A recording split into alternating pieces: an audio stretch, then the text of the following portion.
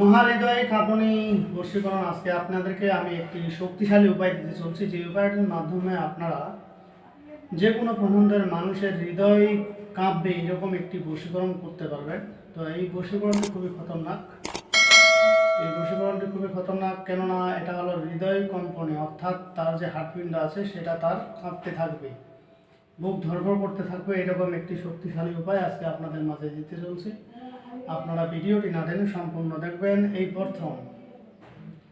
প্রথম হৃদয় কম্পন বশীকরণ আমি আপনাদের মাঝে দিচ্ছি, এবং ইউটিউবে এটা আমার মনে হয় না এটা কেউ সার্চে বা পাইছে, যেহেতু এটা অনেক আগের বই। আপনারা দেখতেছেন, এখানে দেখেন বইটা, এটা কিন্তু অনেক আগের। এখন কিন্তু এই সিমেন্টের খালগুলো নাই, ঠিক আছে, এটা ওস্তাদের দেওয়া। তো এই জিনিসটি সংগ্রহ করে রাখছি বিদায় কিন্তু বইটি অনেক চকচক রয়েছে, এবং এটা সম্পূর্ণ ইন্ডিয়া আসামের একটি বই।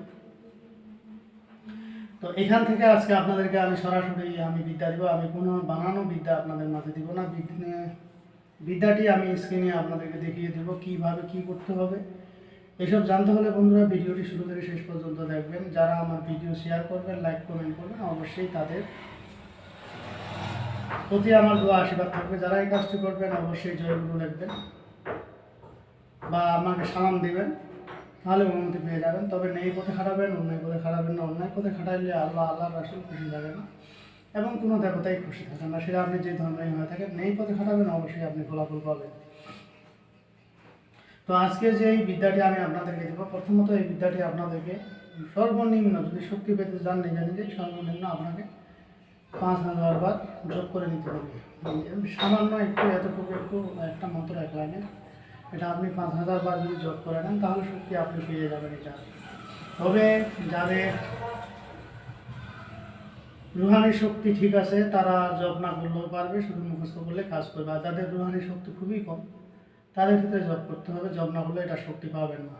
আর এটা জব করতে গেলে অবশ্যই আমার অনুমতি নিয়ে জব করবেন, তাহলে কাজটাতে সফলতা অর্জন করতে পারবেন। তো যাই হোক, আজকে যে উপায়টি আমি আপনাদের মাঝে দিব এটা আপনারা সবার জন্য প্রযোজ্য।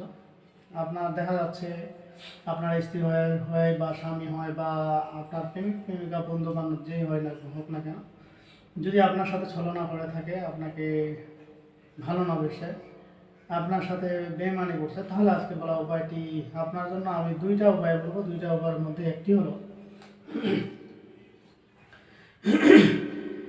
হলো তার ছবির উপরে, যদি ছবি না থাকে ছবি আঁকাই নেবে সেটার উপরে, আর একটা হলো পান বা যে কোনো খাদ্যদ্রব্য সাথে করে খাওয়াইলে সঙ্গে সঙ্গে আপনারা ফলাফল পেয়ে যাবেন।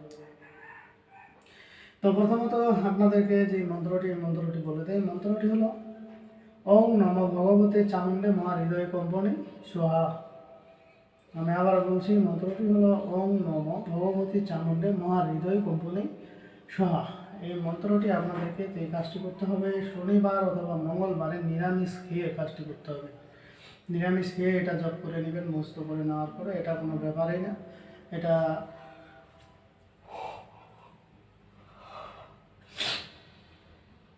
এটা আপনার সর্বোচ্চ 1 থেকে 2 ঘন্টা লাগবে, এর মধ্যে জব হয়ে যাবে। তবে সবচাইতে শক্তিশালী হবে এটা আপনি অমাবস্যার দিন যদি জব করেন, তাহলে এটা পূর্ণ শক্তি আপনি পেয়ে যাবেন। আর যাদের রুহানি শক্তি আছে তাদেরকে শনিবার মঙ্গলবার লাগে না, মুখস্থ করলে কাজ হয়ে যাবে। তো এই মন্ত্রটি আপনারা কীভাবে কী খাটাবেন, যখন আপনার এটা জব সিদ্ধি হয়ে যাবে তখন আপনি এটা যে কোনো একটি পানের উপরে, অথবা আপনি কোনো খাদ্যদ্রব্যের উপরে 21 বার করবেন, 21টি করিবেন। তারপরে কাঙ্ক্ষিত ব্যক্তিকে খাওয়াই দিবেন। যদি খাওয়ানো সম্ভব না হয় তাহলে পায়ের ধুলা নেবেন, ধুলার উপরে করে সেটা শরীরের উপরে তার অজান্তে হালকা পাতলা ছিটাই দেবেন। তাও যদি না পারেন রাস্তা চলাচলের রাস্তায় ছিটাই দেবেন, তাও হয়ে যাবে।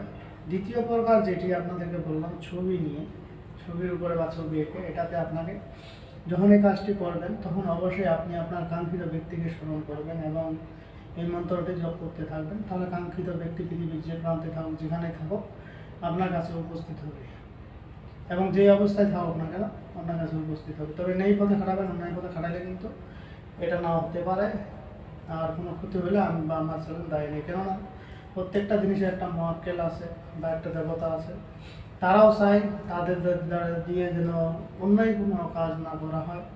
তো সেদিকে দৃষ্টি রেখেই কাজটি করবেন। এরপরে ছবি যখন নেবেন, ছবির উপরে আপনি 101 বার করবেন, 101টি ফু দিবেন।